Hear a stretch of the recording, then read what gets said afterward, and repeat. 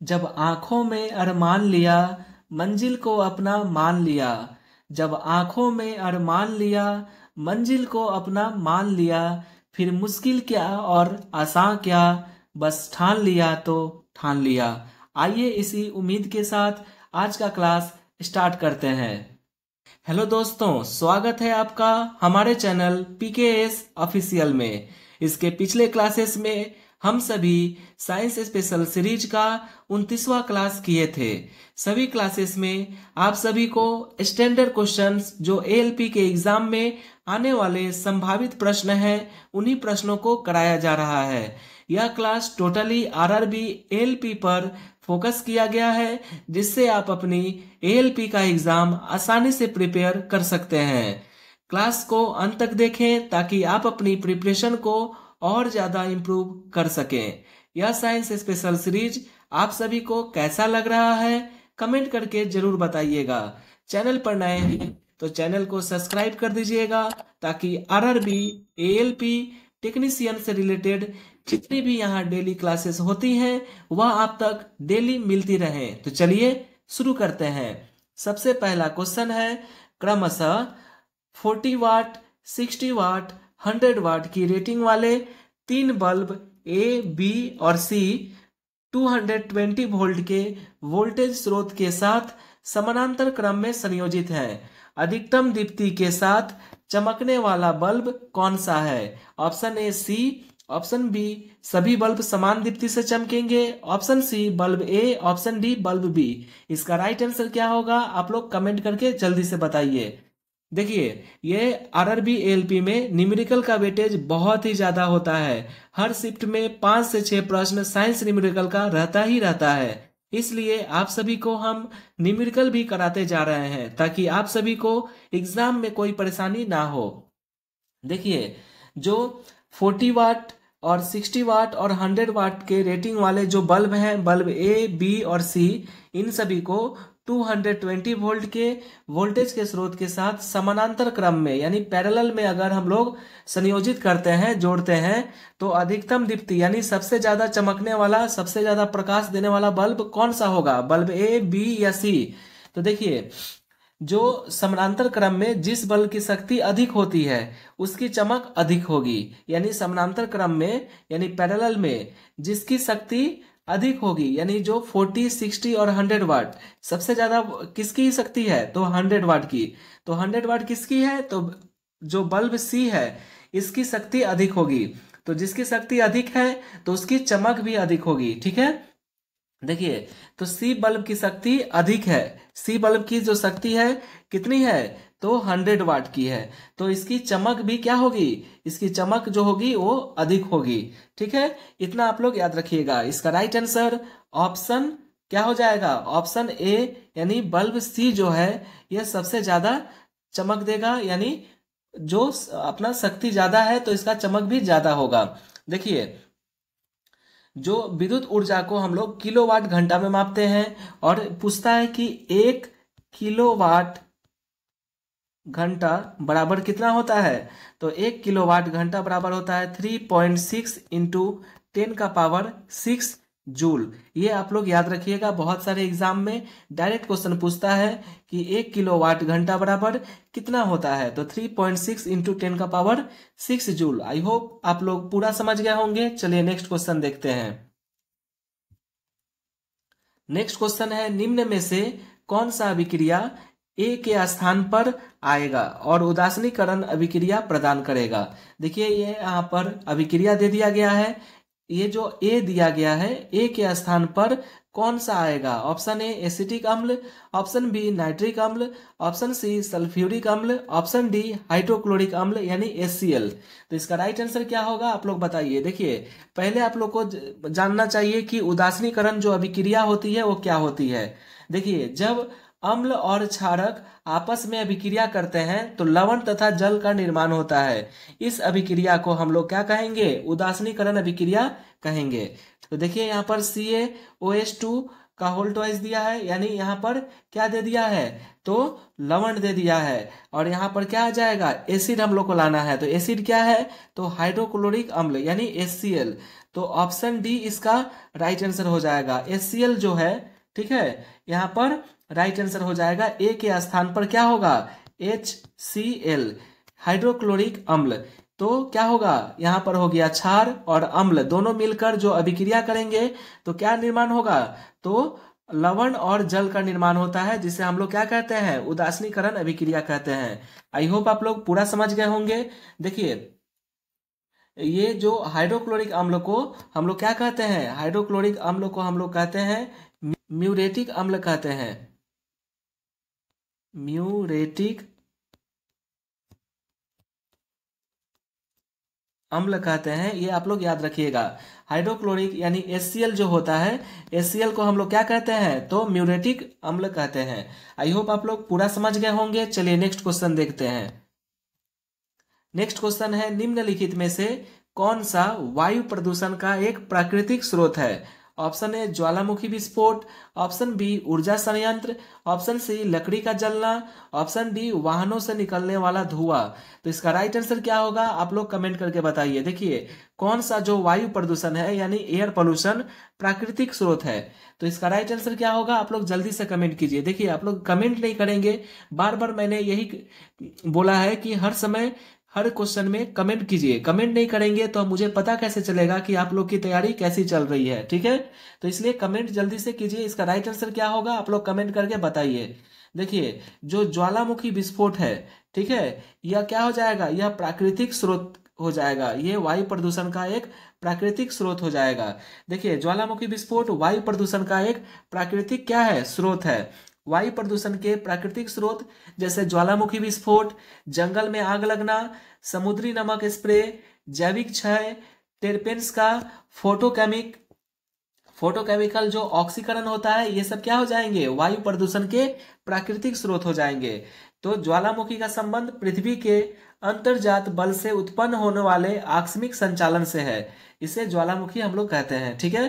देखिए, ज्वालामुखी क्रिया में सबसे अधिक जलवाष्प गैस निकलती है। कौन सा गैस निकलता है, तो जलवाष्प गैस निकलती है। ये आप लोग याद रखिएगा। आई होप आप लोग पूरा समझ गए होंगे। चलिए नेक्स्ट क्वेश्चन देखते हैं। नेक्स्ट क्वेश्चन है, पहले चरण के आरंभ में आक्सी और अनाक्सी श्वसन के दौरान उत्पन्न उभयनिष्ठ उत्पाद निम्न में से कौन सा है। Option A ethanol, option B pyruvate, option C lactic अम्ल, ऑप्शन डी जल। तो देखिए, पहले चरण के आरंभ में जो पहला चरण होता है, इसके आरंभ में आक्सी और अनाक्सी श्वसन के दौरान उत्पन्न जो उभयनिष्ठ उत्पाद है, यह हो जाएगा पाइरुवेट। तो इसका राइट आंसर ऑप्शन बी हो जाएगा। देखिए, कोशिका के भीतर ग्लूकोज के ऑक्सीकरण से उत्पन्न क्या होता है, ऊर्जा का मुक्त होना तथा CO2 का बनना, यह आंतरिक या कोशिकीय श्वसन कहलाता है, ठीक है। और कोशिकीय श्वसन 3 प्रकार की प्रक्रियाएं होती हैं। एक होता है ग्लाइकोलाइसिस, दूसरा होता है क्रेब्स चक्र और तीसरा होता है इलेक्ट्रॉन परिवहन तंत्र, ठीक है। इतनी बात आप लोग को पता होनी चाहिए, ठीक है। तो इसका राइट आंसर ऑप्शन बी हो जाएगा। पाइरुवेट जो है यह उभयनिष्ठ उत्पाद हो जाएगा। आई होप आप लोग पूरा समझ गए होंगे। चलिए नेक्स्ट क्वेश्चन देखते हैं। नेक्स्ट क्वेश्चन है, नीचे दिए गए कथनों पर विचार कीजिए और सही उत्तर का चयन कीजिए। कथन एक क्या कह रहा है, अष्टक नियम केवल कैल्शियम तक ही लागू होता था, बिल्कुल सही है। कथन 2, कैल्शियम के बाद प्रत्येक 8वीं तत्व में पहले के समान गुण मौजूद नहीं थे, कथन 2 भी सही है। तो इसका राइट आंसर ऑप्शन क्या होगा, इसका राइट आंसर क्या होगा बताइए आप लोग जल्दी से। तो इसका राइट आंसर ऑप्शन बी हो जाएगा। दोनों कथन क्या हो जाएगा, सही हो जाएगा। देखिए, अष्टक नियम किसने दिया था, तो न्यूलैंड ने दिया था। और अष्टक नियम न्यूलैंड के द्वारा दिया गया था, ये आप लोग याद रखिएगा। और न्यूलैंड ने 8 तत्वों का, कितने तत्वों का, तो भारतीय जो संगीत है सा रे गा मा पा धा नी सा, इस 8 तत्वों की एक श्रेणी बनाई, जिसमें प्रत्येक 8वें तत्व का गुण प्रथम तत्व के गुण के समान था। और न्यूलैंड के समय तक के ज्ञात तत्व कितने थे, तो 56। ये आप लोग याद रखिएगा। 56 तत्वों को व्यवस्थित करने का प्रयास किसने किया था, तो न्यूलैंड ने किया था, ठीक है। और न्यूलैंड का जो आवर्त सारणी का प्रथम तत्व क्या था, तो हाइड्रोजन था। प्रथम तत्व क्या था, हाइड्रोजन। और न्यूलैंड के आवर्त सारणी का अंतिम तत्व क्या था, तो ये था थोरियम। ये आप लोग याद रखिएगा, ठीक है, आई होप आप लोग पूरा समझ गए होंगे। और देखिए न्यूलैंड का जो अष्टक नियम है यह कैल्शियम तक ही लागू होता था, ये आप लोग याद रखिएगा। बहुत सारे एग्जाम में डायरेक्ट क्वेश्चन पूछता है कि न्यूलैंड का अष्टक नियम कौन से तत्व तक लागू होता था, नियम पालन करता था, तो वह कैल्शियम तक। और अंतिम तत्व क्या हो जाएगा, थोड़ियम। ठीक है, और पहला तत्व हाइड्रोजन। इतने बात आप लोग को पता होनी ही चाहिए। चलिए नेक्स्ट क्वेश्चन देखते हैं। नेक्स्ट क्वेश्चन है, नीचे दिए गए द्विबीजपत्री बीज के चित्र का अध्ययन कीजिए। चित्र में ए और बी और सी द्वारा नामांकित भागों के कार्यों के संबंध में सही विकल्प का चयन कीजिए। देखिए यहाँ पर क्या दिया गया है, चित्र दिया गया है। किसका चित्र दिया गया है, तो ये दिया गया है द्विबीजपत्री बीज का। कौन से बीज का, तो द्विबीजपत्री बीज का यहाँ पर चित्र दिया गया है, जिसमें ए बी और सी ये तीनों के कार्यों का सही संबंध हम लोग को बताना है। तो इसका राइट आंसर क्या होगा, आप लोग जल्दी से कमेंट कीजिए। देखिए जो ए है, ठीक है, ए है, ये क्या है, भावी प्ररोह है। क्या हो जाएगा, ए भावी प्ररोह। और जो बी है इसमें क्या होता है, भोजन का संग्रहण करता है। ठीक है, और जो सी है, सी से भावी मूल है, यानी मूलांकुर, ये है मूल की तरफ। भावी प्रारोह ऊपर की तरह क्या होता है, भावी प्रारोह, नीचे की तरह भावी मूल। और ये जो होता है इसमें क्या होता है, भोजन का संग्रहण होता है। ये आप लोग याद रखिएगा। तो इसका राइट आंसर ऑप्शन ए हो जाएगा। ठीक है, इसका राइट आंसर क्या होगा, ऑप्शन ए। ए जो है भावी प्रारोह यानी ऊपर की तरह जो निकलता है। ठीक है, और बी है, इसमें भोजन का संग्रहण होता है बी में।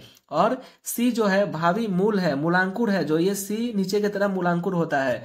तो इतनी बात आप लोग को पता होनी चाहिए। देखिए द्विबीजपत्री जो होते हैं पादप में, ये सूरजमुखी, जेस्मीन, आम, बीन, आंवला, ओक, नीम, पपीता, मलबरी, ये सब द्विबीजपत्री के क्या है, उदाहरण है। तो इतनी बात आप लोग को पता होना चाहिए। देखिए प्रारोह जो होता है वो धनात्मक यानी प्रकाशानुवर्ती होता है, यानी जिधर से प्रकाश दिखाई देता है उस प्रकाश की तरफ ये आगे बढ़ता है। और मूलांकुर है, ये क्या है, ये गुरुत्वानुवर्ती गति करता है, यानी जमीन के नीचे गुरुत्व की गति की ओर गति करता है। और एक बीजपत्री में क्या होते हैं, केला, गेहूं, चावल, गन्ना, बांस, प्याज, लहसुन आदि, ये सब एक बीजपत्री के पत्ती के क्या है, ये उदाहरण है। ये आप लोग याद रखिएगा। आई होप आप लोग पूरा समझ गए होंगे। चलिए नेक्स्ट क्वेश्चन देखते हैं। नेक्स्ट क्वेश्चन है, नीचे दिए गए कथनों पर विचार कीजिए और सही उत्तर का चयन कीजिए। कथन एक क्या बोल रहा है, तो कार्बन के अन्य परमाणुओं के साथ बंध बनाने और द्वितीय क्षमता होती है, जिसके परिणाम स्वरूप बड़े अणु बनते हैं।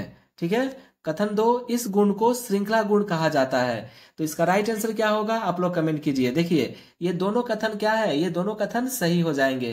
ठीक है, तो इसका राइट आंसर क्या होगा, ऑप्शन डी, दोनों कथन सही है। ये जो कथन एक बोल रहा है, कार्बन में जो कार्बन के अन्य परमाणुओं के साथ बंध बनाने की अद्वितीय क्षमता होती है, जिसमें परिणाम स्वरूप बड़े अणु बनते हैं, ये बात सही है। इसमें क्या होता है, श्रृंखलन गुण बनाने का क्या होता है, इसमें क्षमता होती है, इसी गुण को हम लोग श्रृंखला कहा जाता है। तो दोनों कथन सही हो जाएगा। ठीक है, देखिए कार्बन जो होता है ये पी ब्लॉक का एलिमेंट है। कौन सा ब्लॉक का, तो पी ब्लॉक का एलिमेंट है। ठीक है, और कार्बन की संयोजकता कितनी होती है, तो कार्बन की संयोजकता 4 होती है, ये आप लोग याद रखिएगा। ठीक है, आई होप आप लोग पूरा समझ गए होंगे। चलिए नेक्स्ट क्वेश्चन देखते हैं। नेक्स्ट क्वेश्चन है, नारियल के छिलके में मौजूद कौन सा उत्तक उसे कठोर और दृढ़ बनाता है। Option A parenchyma, option B sclerenchyma, option C रक्षी कोशिकाएं, ऑप्शन डी कोलेनकाइमा। तो इसका राइट आंसर क्या होगा, आप लोग जल्दी से कमेंट कीजिए।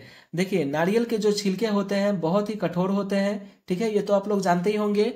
तो इसके छिलके में जो मौजूद स्क्लेरेन्काइमा उत्तक नारियल को कठोर एवं दृढ़ बनाता है। तो इसका राइट आंसर ऑप्शन बी हो जाएगा। जो स्क्लेरेन्काइमा है इसी के कारण क्या होता है, इसका जो उत्तक होता है वो कठोर हार्ड होता है और दृढ़ बनता है। ठीक है, स्क्लेरेन्काइमा की कोशिकाएं लंबी, सरकड़ी तथा दोनों सिरों पर नुकीली होती है, ये आप लोग याद रखिएगा। और इसकी कोशिका भित्ति कैसी होती है, तो इसकी कोशिका भित्ति मोटी होती है, ये आप लोग याद रखिएगा। ठीक है, और यह लिग्रीन युक्त होता है, यह मृत भी होता है। ठीक है, और यह पौधों के दृढ़ भागों में सामान्यतः मिलता है, जैसे अखरोट होता है, नारियल, इसके अंतःफलीय भित्तियों में पाया जाता है और यह पौधों के अंगों को यांत्रिक शक्ति प्रदान करता है। ठीक है, कौन? तो स्क्लेरेन्काइमा। इतनी बात आप लोग को पता होनी चाहिए। चलिए नेक्स्ट क्वेश्चन देखते हैं।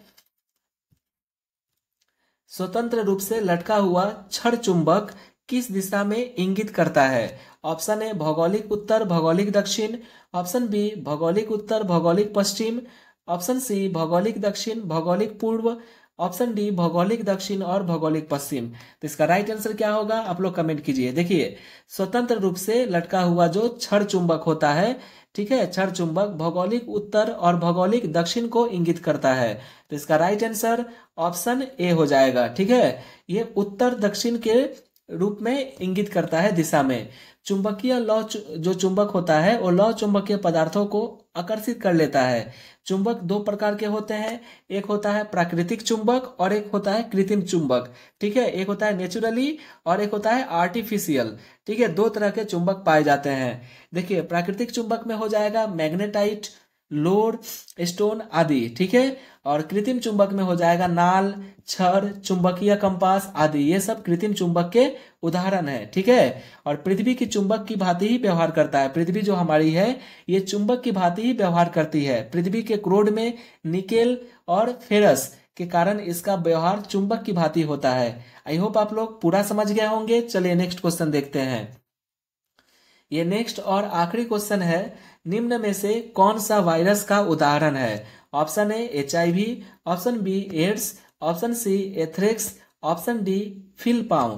तो इसका राइट आंसर क्या होगा? आप लोग कमेंट कीजिए। देखिए, HIV जो होता है HIV वायरस का उदाहरण है। तो इसका राइट आंसर ऑप्शन ए हो जाएगा। ठीक है, HIV क्या है? वायरस का वो एक उदाहरण है। HIV का फुल फॉर्म क्या होता है?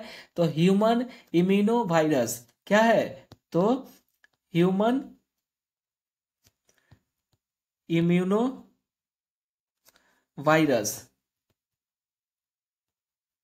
ये आप लोग याद रखिएगा। ठीक है, यह सिंगल स्टैंडर्ड RNA वायरस है। कैसा ये वायरस है? तो ये सिंगल स्टैंडर्ड RNA वायरस है। कैसा है?